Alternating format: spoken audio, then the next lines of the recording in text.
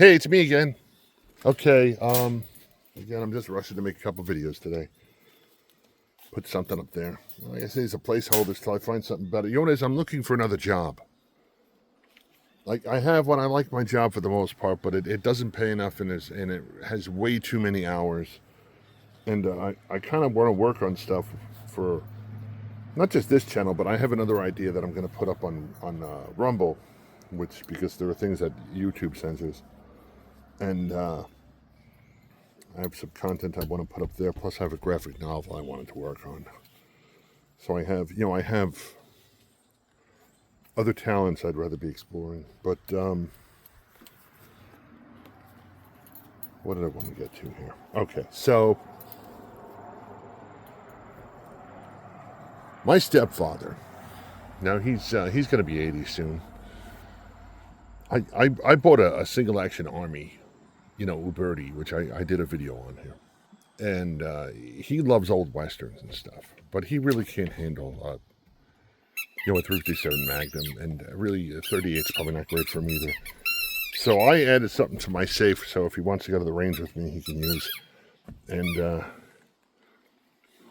I'm sure you've seen these. I'm sure many of you may even have them or have experience with it. It's a Rough Rider. Heritage Arms Rough Rider. And I picked it up because it's inexpensive, It was under $200. And it's got an actually pretty good single action trigger. I had to get plus I had to look to make sure my finger could fit through the hole, so you could do the.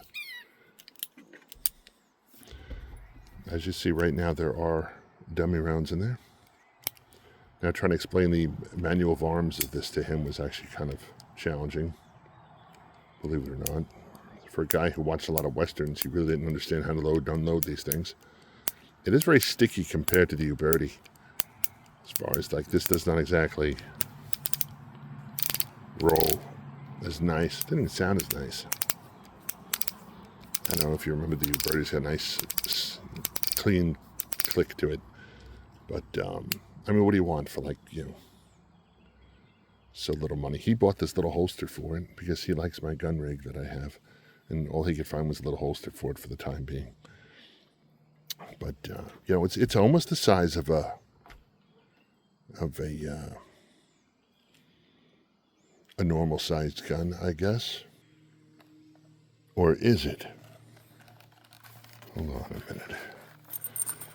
Something's up with that. I know you guys have seen this thing enough times, right? Get out of here.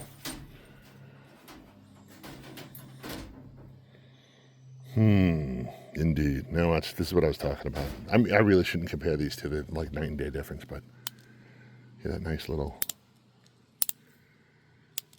Let me do this.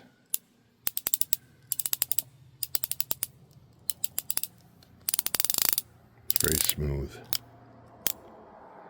Again, I keep dummies in this too. So, what were we doing with this before, right?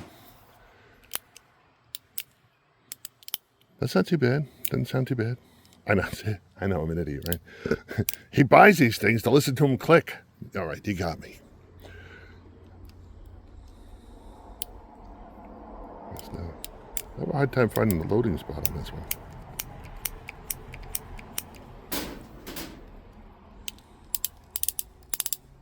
Ooh, you see what I mean? Come on, somebody tell me you can hear the difference. I don't know how good the microphone is on this.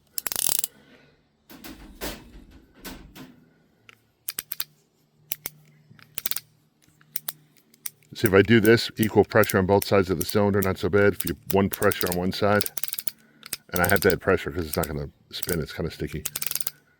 Big difference in sound.